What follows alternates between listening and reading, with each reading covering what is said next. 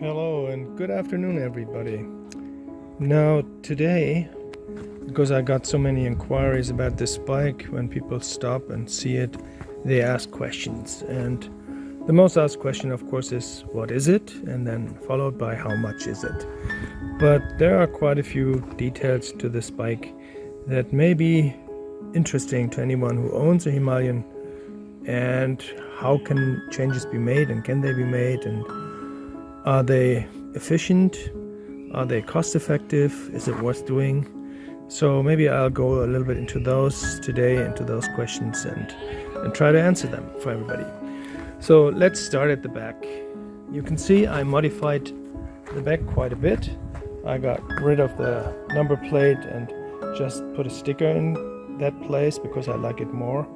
I also got rid of the big fat lamp there and the light, and I replaced it with a string of LEDs, which I find more pleasing to the eye. That's just a design choice, nothing to do with functionality. So I have the standard carrier from Royal Enfield for this model. There's nothing special about it, except maybe this thing here, which normally wouldn't come with the bike. It has a different shape. But obviously the original I cannot use because it would cover up my plate, so I had this made. Then we have the tire hugger, which is needed when you get rid of the plate. Otherwise your pillion rider or the luggage on the back will be sprayed with rainwater if you go through any wet terrain.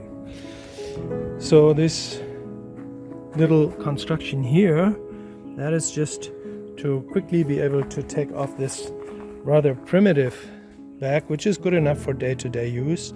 I don't want to use the big original Enfield boxes for day-to-day use in the city because it makes the bike so wide, so I can quickly replace them. This is just a hook, one screw loose, take it off, put the rear ones on in a matter of seconds. So then next we have the seats. They have been a little bit upholstered, but not much, by 3 layers of leather underneath this new cover. So it gives a little softer and a little wider seating position, which I like. Other than that, it's the original. So the footrest. This is a rather new thing. It's original Enfield, as you can see from the logo. And it actually does really make riding a bit more comfortable. I can't really put my finger on it why that is the case, but it is the case. I mean, it's just my experience. So here is the sensor for the oil thermometer. And the oil thermometer, of course, is mounted here next to the 12-volt outlet, which I also use or can use for my solar panel in case something happens to the battery or to the stator.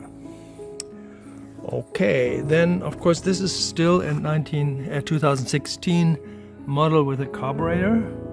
So I have the luxury of this fuel lock, which all the injection models don't have because they simply don't have this kind of fuel line, and an external fuel filter, which is a good thing to have in India with the oftentimes not so great quality of the fuel. The next thing would be the hello horns. These are 2 horns, one on each side, and they just give a little nicer sound when you use it. It's not much louder than the original, but I like the sound better. The next thing would be the cover of the oil cooler. This is actually black stainless steel, and it's quite a nice thing. I had to replace the oil cooler once because in a small incident it broke off, and it is quite expensive, and it's sometimes hard to get as a spare part. So like 3 weeks waiting for a new oil cooler can sort of, make your day.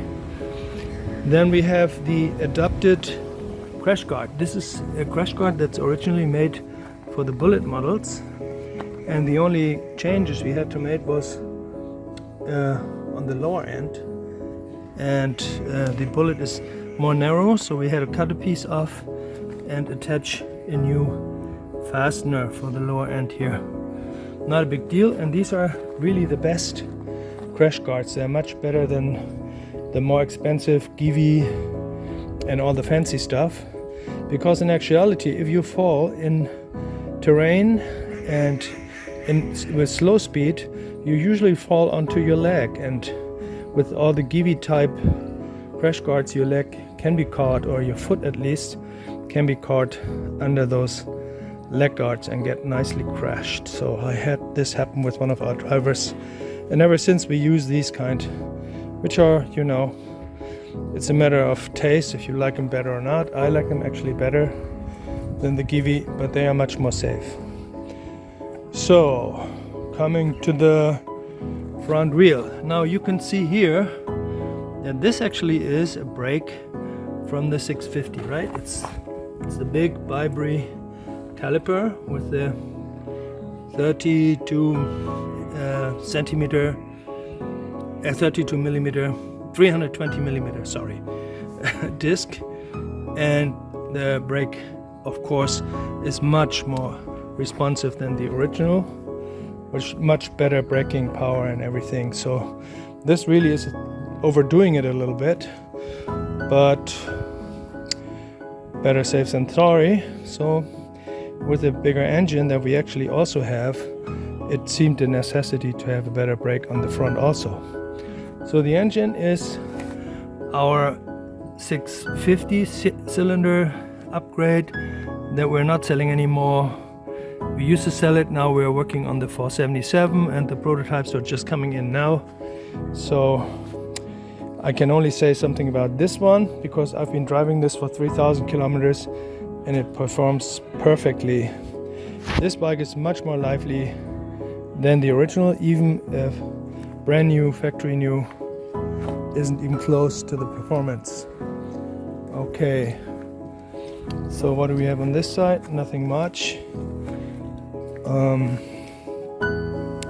If I switch it on, you can see here it is a old style carburetor model, and I've put a voltmeter here, which is not so easy to see. Yeah, now you can see it, because the old style model has a weak spot, and that's the stator, which used to break by overheating, I think. I'm not totally sure why, but they do break. And so you have a warning here. If the voltage goes down, then you know something's amiss with your electrical system somehow. And I never quite understood why they put this little ridiculous compass in there. They could have easily put a voltmeter there. That would have been much more efficient for this kind of bike and much more useful. So here's the watch. It's a standard watch, because I have problems reading this tiny little small timepiece there in the instruments when driving.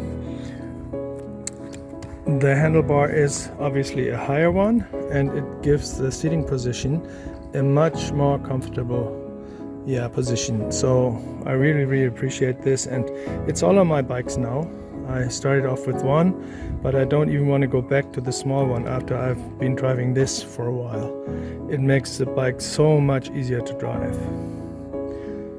Okay, anything else? Well, we had to do a little heating here on this, and then move it outwards, because with the higher handlebar it would not give me the angle I needed here to adjust it to be able to see what's coming. Okay, the tank, yes, that's a 21 liter tank, has been widened by 2.5 centimeter on each side. So this was mainly made because I didn't want to play with fuel when I drive complicated terrain, which otherwise I would have to do. Most people have to do this, you know, fill up while they go, and I don't like that, playing with fuel. I rather have a big tank. And with this I can go anywhere in India and always have enough fuel to reach the next gas station. Okay, and here we have the one part, this here, that has to be adapted and made 2.5 centimeter longer on each side if you have the bigger tank. So you can still use here the side frame, which otherwise wouldn't fit. Yeah. And I think that's pretty much it. So if there are any questions or anything, let me know. Oh, here. Yeah, turn indicators are LED now. And they have to be any, no, they don't have to be LED, but these ones don't break.